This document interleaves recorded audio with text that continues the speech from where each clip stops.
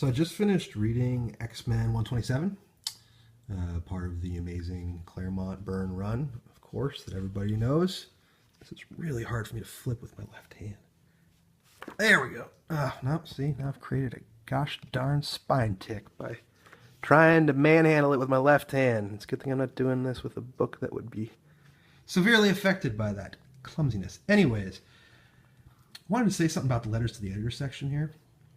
Normally, guys, when I do a letters to the editor video, it doesn't get a lot of views, but I get a lot of interesting comments from people who really care about the same types of things that I do. So I kind of like doing these videos, and I think that there's an interesting topic brought up here by a person writing in. And normally you'll see, at least 5 or 6 letters to the editor in these sections with responses.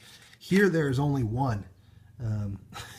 Unlike in the Silver Age or something like that. Chris Claremont, just as in his writing of comic book stories, is very verbose.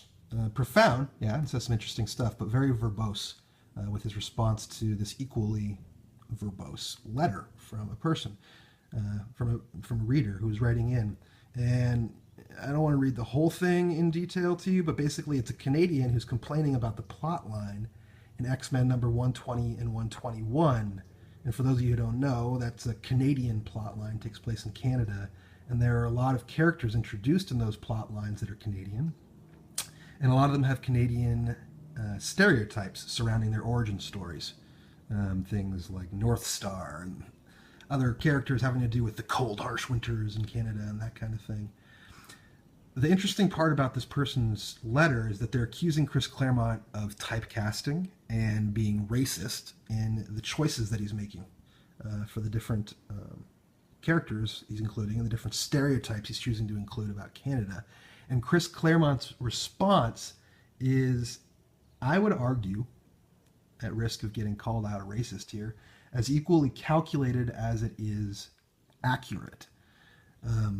I'm sure he spent a lot of time writing this and put a lot of thought into it. But basically what he says in response to the accusation that he's typecasting is, you're absolutely right. He doesn't deny it. This is his response starting here. Chris replying here to the original letter from Laura Webb. Actually, it might be best to read the beginning here of what he says, because he summarized it. He says it as well as I could. I understand your feelings, but to a large extent, I think that your ideas are grounded in misconceptions. The names of various members of Alpha Flight, this is the Canadian group I'm talking about, of characters, along with the designs of the characters themselves, were created for the most part by artist John Byrne. Though I agreed with his choices wholeheartedly, as for them being cliched, is naming the Indian medicine man shaman, or a man who can transform himself into a 10-plus foot tall furry Hulk-level powerhouse Sasquatch, any more cliched than calling an American hero Captain America. In each case, save perhaps Vindicators, the particular names were chosen to convey a sense of the character's superpowers and as well the sense of origin. Yes, these characters are Canadian. To us, it made no sense to come up with Latin American or African or Polynesian names for them. It is a type of typecasting of a sort, but every now and then such typecasting is necessary and even desirable. Okay? So that's his response. And that got me thinking, because he's basically saying, yeah, I use stereotypes and I use them all the time in my writing. And this is Chris Claremont, one of the most respected comic book writers of all time, right? So my question for you guys is, I believe that Chris Claremont is tapping into a feeling that a lot of us have, and he's responding in an honest way that a lot of us would respond to this type of letter. He feels that typecasting is useful in conveying the story. Now, if you were to try to take, my question is, if you were to try to take the same argument and apply it to any other medium, any other form of entertainment, would that argument fly? Can you imagine a response like this from somebody who's trying to defend typecasting in a TV show or a movie these days?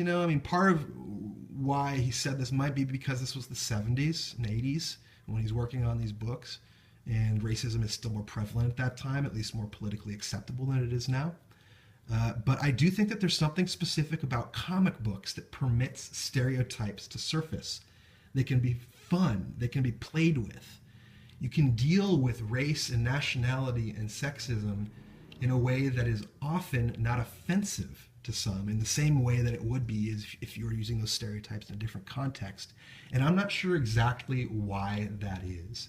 Now, there's plenty of cases where people are offended by the gender, race, nationality that's brought up in comic books, sexism, blatant racism and stuff. It can go too far, and I've seen lots of videos from people who have problems with the way stories are written for that reason.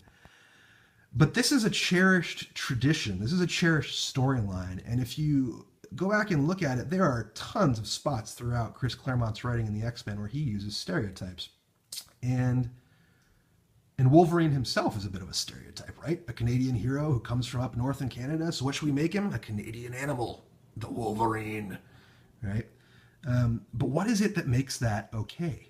Why do we allow ourselves to be comfortable with origin stories and things surrounding comic book characters in particular that play off of cultural stereotypes? Why is it more acceptable to use stereotypes in a comic book story than it is to use stereotypes in any other sort of medium? This is my question for you guys. I have my own ideas about why it might be the case, but I'm very curious to know what y'all have to say.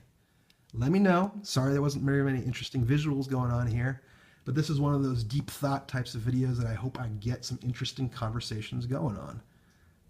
Racism, sexism, any kind of discrimination, always interesting to me, and here's an interesting way in which it intersects with what we all love, the comic book medium. All right, later on, people.